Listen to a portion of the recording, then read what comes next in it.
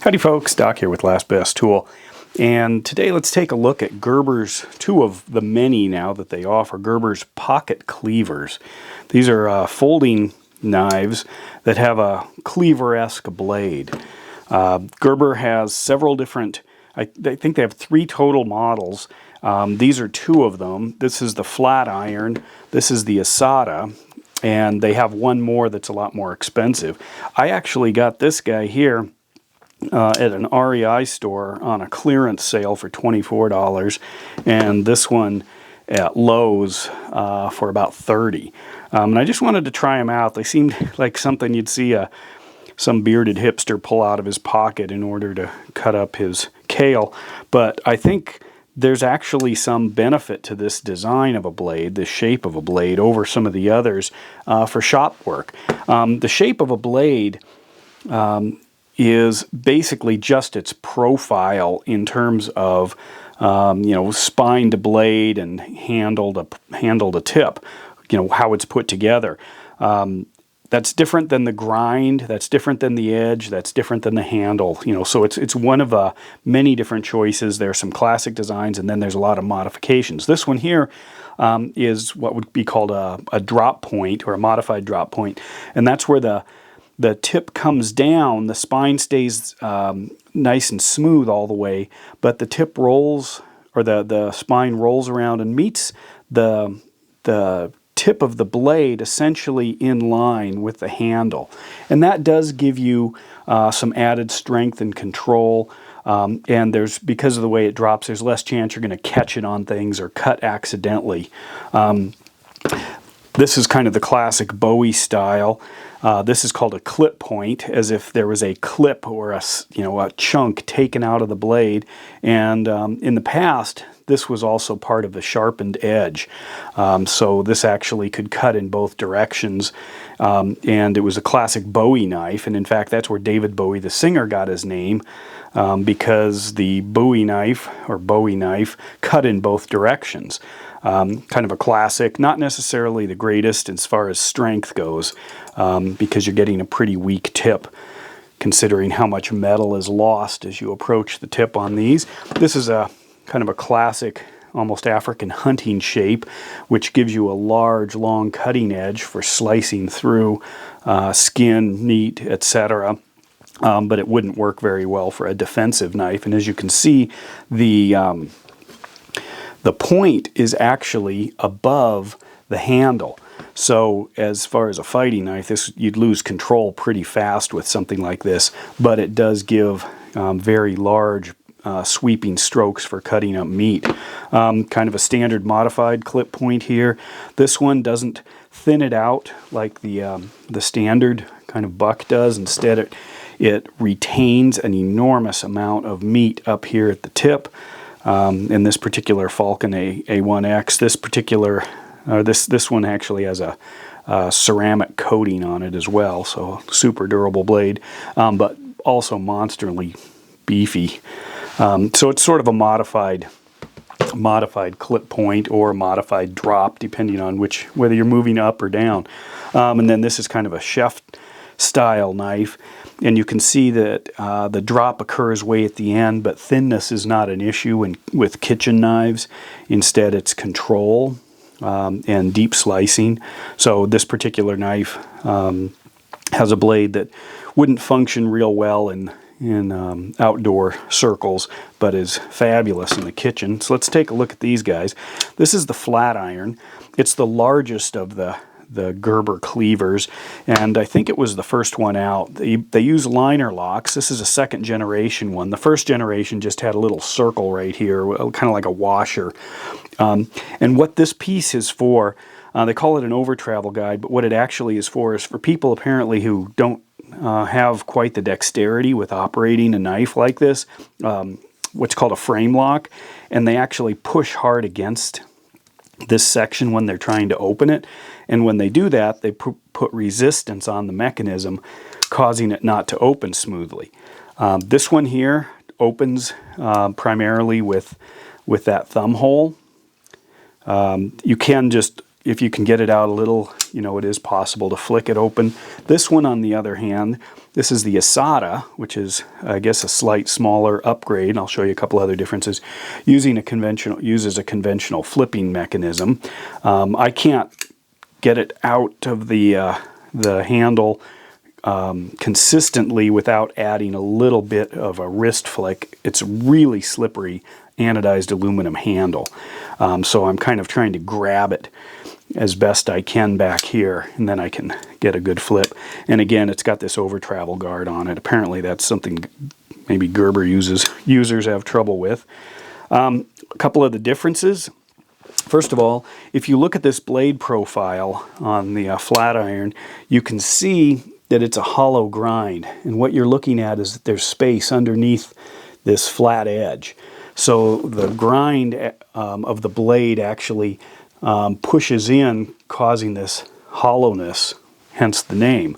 It allows you to get a really sharp, very narrow blade, and Buck loves to use hollow grinds. It's one of the things I really don't like about an outdoor knife. It makes it very weak and brittle, but it makes it incredibly sharp. Hollow grinds also are very difficult to maintain. It's hard to put one back on without using a machine. So when they came out with the Asada, their second generation, or their next one, they actually went to a flat grind. So you can see right here that this particular one has no gap in the center of the blade, hence no hollowness. They also used a stonewash finish. The type of steel they're using is kind of a run-of-the-mill Chinese stainless steel. It's not that great. It's actually the type of steel is the 7CR17 MOV is the actual name. It's often called 17CR, and what it is a kind of an inexpensive but pretty well-known stainless steel that China puts in a lot of tools. It's in a lot of medical equipment. It's actually in a lot of knives, and the Swiss Army knives were a popular use for that particular steel. It's on the harder side, can be brittle, which makes me wonder about that for a chopper, but in fact that's where we're headed with this. This isn't really a chopper. It can't be a chopper. They call it a cleaver blade, but the problem is my hand sticks down below the blade, so if I was chopping, I would encounter the ground or the surface before the blade would hit. I'd have to hold it further back. But also, if you look at where the balance point is on this knife, it's way back here. So the idea behind a cleaver is to have a lighter handle, super strong handle, of course, and then a very massive, big, heavy blade. So it's almost like a pocket axe. So this is not a chopping knife. It looks like it should be, but it's not, and I don't have any trouble with that, because anytime you go to a chopping duty with a folding knife, you're just asking for trouble, because the mechanism's a weak point. They did put ball bearings in the, I know in the Asada, it actually is a really smooth movement, but I can feel some kind of almost like detents in here that kind of bind. The Flatiron is smooth, except for one detent right here, and I don't know what that's for, because it's not a solid one. There's just a click there that sort of holds it. Both of them use a frame lock, which means that the locking mechanism is actually part of the outside scale versus a liner lock where it would be on the inside underneath the scale. But why do I like it? I like that the tip is, I mean, it's pretty amazing how sharp that is. It's less than a 90-degree tip. I mean, it's really a nice sharp cutting point, and this still is a decent cutting surface, and you can choke way up on this thing for kind of some precision cuts. It's just a nice solid big blade. For the price, kind of impressive. I haven't had any trouble yet with this Flatiron. I haven't had it that long, but I know that the hollow grind on especially something that you might be a little rough with is a bad idea as far as I'm concerned. It's a weak idea. But for 24 bucks for a heavy knife, thought it was worth playing around with. But I do like this one. As far as cutting up things, I've got quite a bit of strength actually in this smaller edge compared to, say, a utility knife that would maintain almost the minimum thickness. So this actually does have some girth behind it. It does not have a harsh edge here, so if you were thinking survival knives or something, it'd be hard to strike a fire steel with that. As far as just fit and finish, seems pretty good. Lines up close enough for the price you pay. It's got stainless steel spacers. It has a pretty solid lockup, and you can see here as this frame lock intersects, it goes over halfway into that locking mechanism. You can see that a little better in this bigger one. Some locking mechanisms when they start out just barely fit.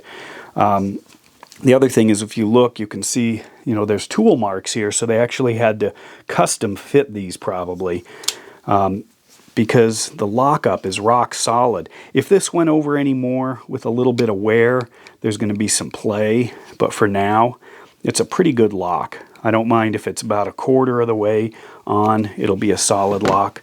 But for a utility knife at this price point, pretty good. Again, you can see some of the grinding there. Not finished, just ground. Probably somebody on a wheel just kept moving it in and hitting it until they got a good lock and then sent it down the assembly line in China where these come from. But anyway, it's kind of a neat knife.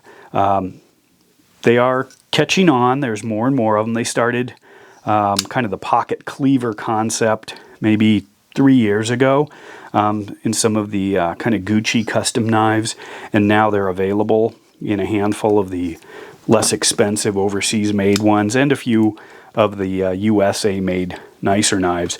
But it still will not surpass a good survival knife, a good bushcraft knife, or a good hunting knife. It's just a different blade avenue to explore. And so far, I kind of like it. I grab it for a lot of things. If you are opening boxes, it will cut deep into the box. So, we use with caution. But if you're destroying stuff or cutting up, a uniform shape many times, it's actually pretty good. Anyway, with that, Doc out.